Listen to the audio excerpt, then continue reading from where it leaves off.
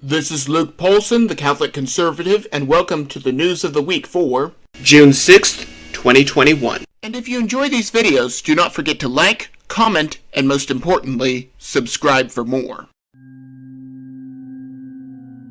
Pope Francis is scheduled to meet with Biden on June 15th. This is ahead of the USCCB's official vote regarding Catholic politicians that have yet to condemn abortion.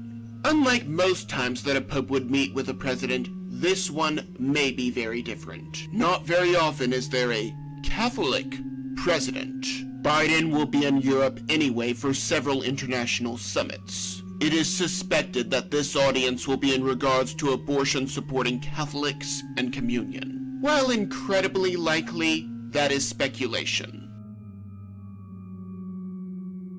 The country of Nigeria banned the use of Twitter within its borders after the company deleted a tweet by its president. Naturally, Twitter responded by saying that this is a violation of human rights to remove access to free speech. Yet they have no qualms about removing a sitting president from their platform, and then banning him as an individual. As of this recording, Hamas still has a Twitter account up and operational.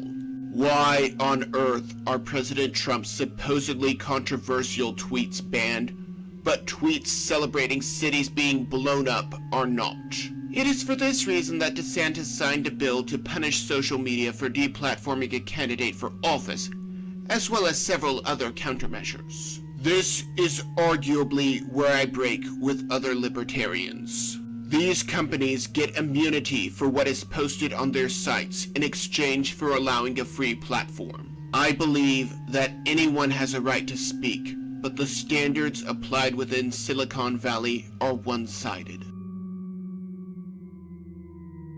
Biden has gone out of his way to make employment infinitely more difficult than it needs to be. Just like how he suspended the Keystone XL pipeline, but allowed the Nord Stream 2 pipeline. Who works for Putin again? Now Biden has suspended leases in Alaska for oil. Why is the federal government deciding what contracts are made in Alaska? That sounds like Alaska's business to me. When Obama blocked the Keystone XL pipeline for unknown reasons, his own EPA said that a pipeline was the best for the environment. But he still blocked it. This is not about the environment, and it never was. The only reason that these leases are being denied is so that we are dependent on foreign oil to justify military presence. That probably makes me sound like a conspiracy theorist. The president that fought to simplify government mandates and fought to bring our boys home being the same person is no coincidence.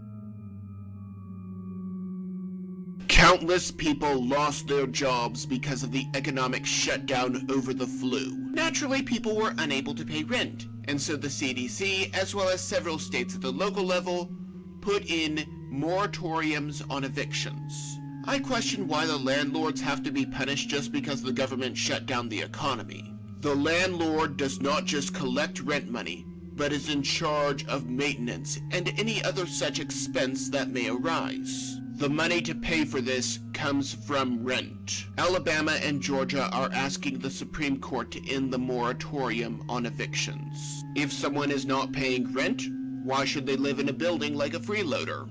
Does the landlord not have a right to feed his family or pay his bills?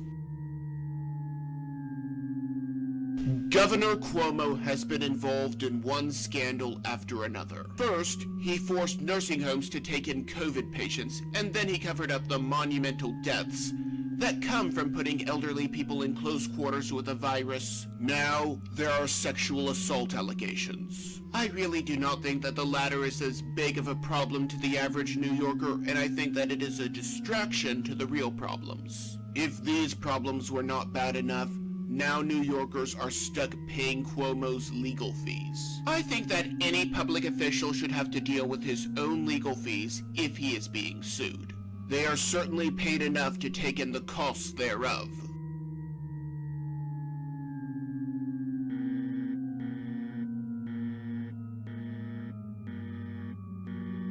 June is the anniversary of many things, such as D-Day, as well as Marvin Heemeyer's Killdozer, both of which are covered up by Pride Month, with things like this, and this, and this, and this, and this, and this. More on that in just a moment. For legal purposes, I must formally state that I do not condone the use of violence against laws and authority. Marvin Heemeyer was pushed past his limits as the zoning restriction placed a cement plant that cut off the only route to his store, as well as cutting off sewage lines, for which he was also fined. After pleading and begging to stop the plant fell on deaf ears, he was pushed past his limit and built his armored Killdozer. Not a single life was lost, save for Heemeyer himself.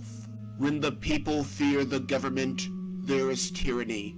When the government fears the people, there is liberty. I bet you, dollars to donuts, the city council members that authorized the plant were on the take. We have people today standing up against tyranny, and this serves as a grim warning that anyone can be pushed past their limits. Gay for years meant happy. It has since been perverted.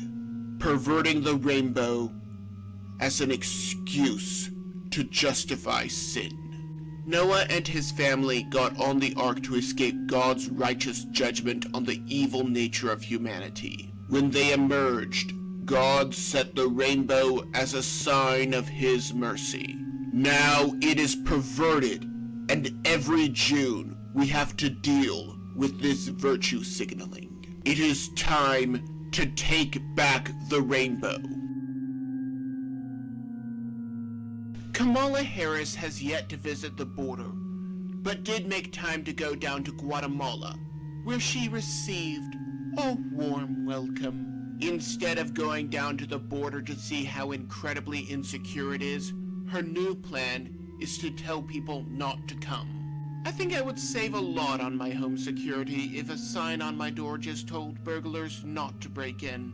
We may also be giving them foreign aid to improve their country so that they will not be coming here. I say that we should not give foreign aid to any country. The reason that they are fleeing is to escape the socialist nightmare that their governments created. Si ellos apoyan el socialismo y quieren estar en Estados Unidos, no debería ser, no deberían estar ahí, porque es mejor que estén en país socialista, para que ellos vean. Es fácil hablar de los Estados Unidos, ¿verdad? Del socialismo, estando en Estados Unidos, no, ve a vivir el socialismo. Te aseguro que esa gente que dice eso no conoce la realidad del socialismo. La realidad del socialismo es gente de la clase media.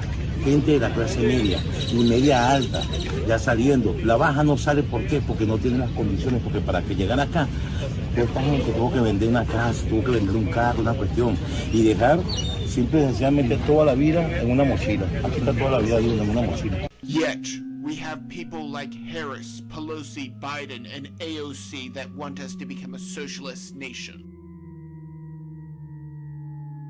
Gina Raimondo, Biden's Secretary of Commerce, has told Americans need to just get used to these hacks of our businesses and infrastructure.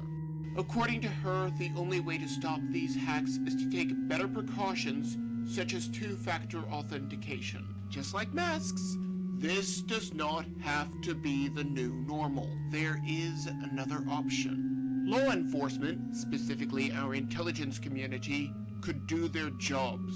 One of the things the CIA is in charge of is stopping cyber attacks, but they are more concerned with making woke ads than stopping these criminals.